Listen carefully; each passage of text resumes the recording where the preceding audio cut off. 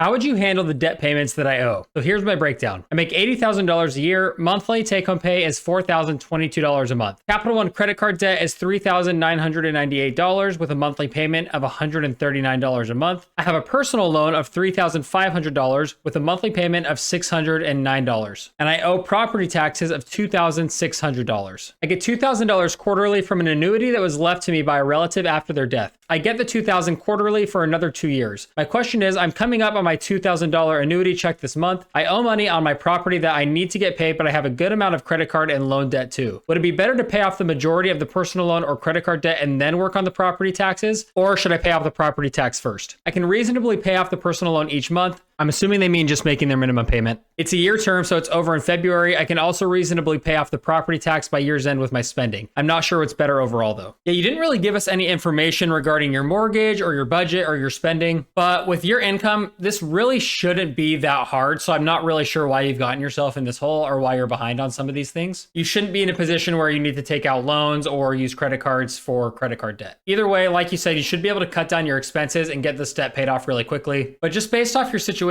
I'm assuming your finances are super unorganized since you're using debt and credit cards to finance your life and getting in a hole. So you need to take a look at your spending, find areas you can cut down, set a budget, and get this debt paid off. And if I were you, I would focus on these property taxes first, of course, while making minimum payments on everything else. But you just don't want to mess around with the government, and eventually they will seize your property if you're not up to date on your property taxes. So just get that paid off as quick as possible and get the government off your back. You don't want that. If you have a mortgage, they should be collecting this monthly on your behalf and then making that payment for you. So if they're not doing that, make sure you contact your mortgage company and get that set up. But if you don't have a mortgage, then you will be responsible for paying that yourself. And then once your property taxes are paid off, you can focus on the personal loan and the credit card. In this situation, I would probably just pay the one off that had the higher interest rate. But again, I really just don't think this is a math question. I just think you're unorganized with your finances, which is why you're here in the first place. But the good news is that this hole is pretty small considering your income. So if you grind, cut down, and make as much money as possible, there's no reason why you can't be out of this in a few months. And when you're done, cut up the credit cards. You can't handle them. You don't need credit card debt in your life, so don't use them. And then once you're completely out of debt, you can start focusing on things like building up an emergency fund of 3 to 6 months of expenses. And then that way you won't get in this kind of situation again. And you can also focus on investing towards your retirement and other life goals. But just to summarize, get organized, follow a plan. You can do this. Good luck.